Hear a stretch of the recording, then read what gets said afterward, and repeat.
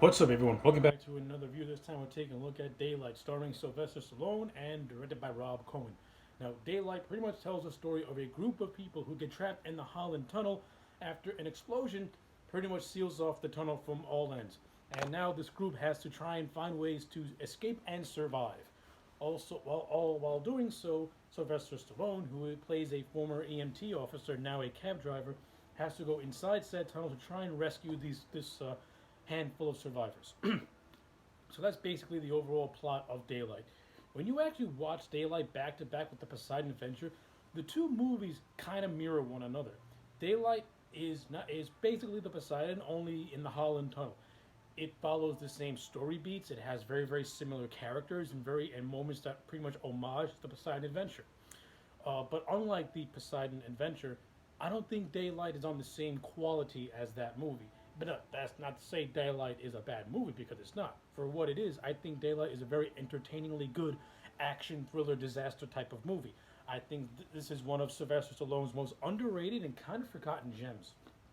I remember watching this movie when it first came out in 1996. I owned the video cassette, so we're going way back.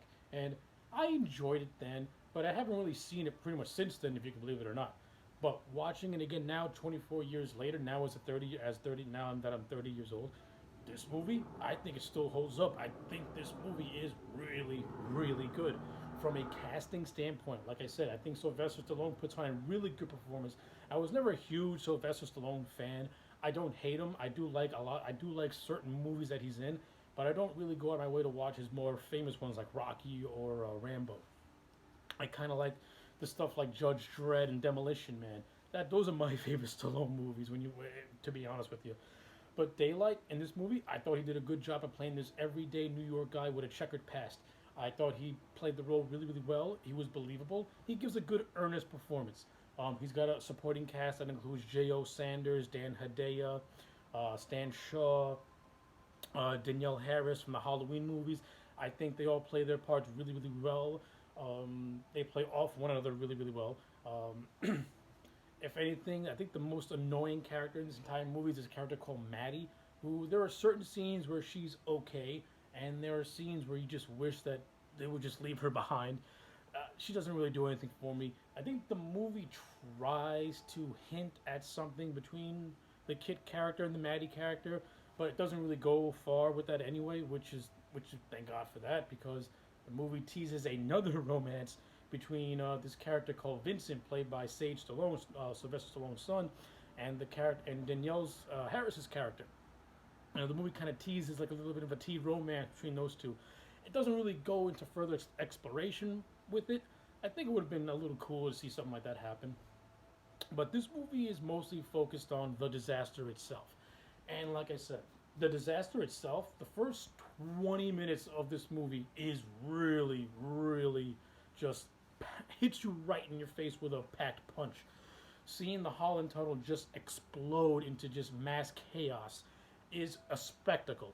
And this movie has a real good use of practical effects and some CGI work. But most of the effects on this movie are practical, and it looks utterly fantastic. So, from a production standpoint, the practical effects of this movie look fantastic. Rob Cohen does not do anything visually dynamic with this movie, but he knows what he's doing. He knows how to direct, and he knows how to present a movie from start to finish. He knows how to do an economical job, and that's what Daylight is. It's an economical, disaster thriller.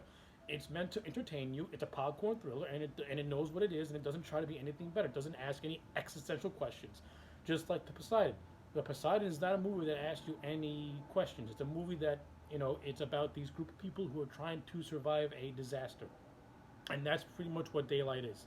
But Daylight does have some good emotional moments to it. I'm not gonna lie. There's this character called George, who is played by Stan Shaw, and the character of George, he's pretty much we see him at the beginning of the movie. He's a cop. He gets trapped in the tunnel, and George is one of the first characters to actually try and salvage the tunnel for any sort of survivors.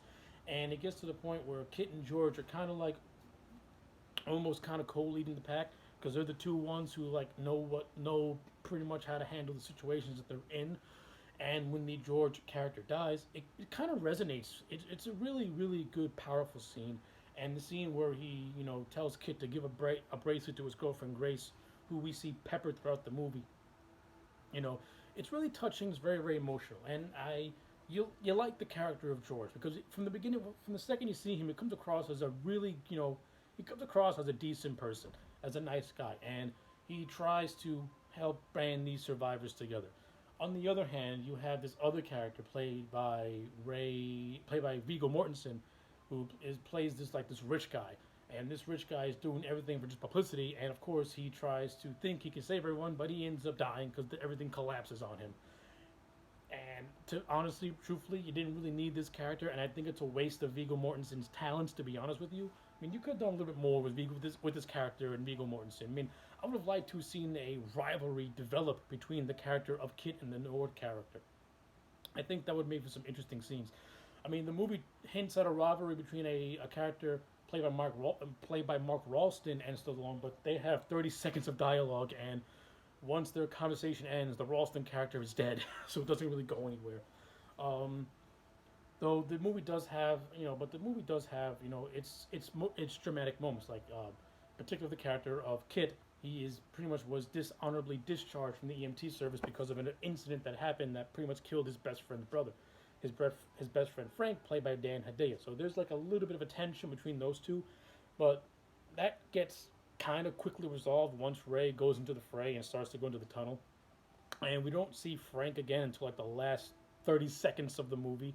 I mean, I would have liked to have seen a little bit more scenes of Frank, kind of like with the people in the control room, guiding Kit through his journey to the tunnel. But it is what it is. Can't really do much about that. So yeah, overall, I enjoy Daylight. I think it's pretty good. I'm gonna give it an 8 out of 10. There's a few things I could talk about. Like, there's this elderly couple that is that is directly inspired from the Rosens, from the Poseidon adventure, down to the point where the husband is hugging his wife after his wife dies. That's a direct reference to the Poseidon with the Rosens.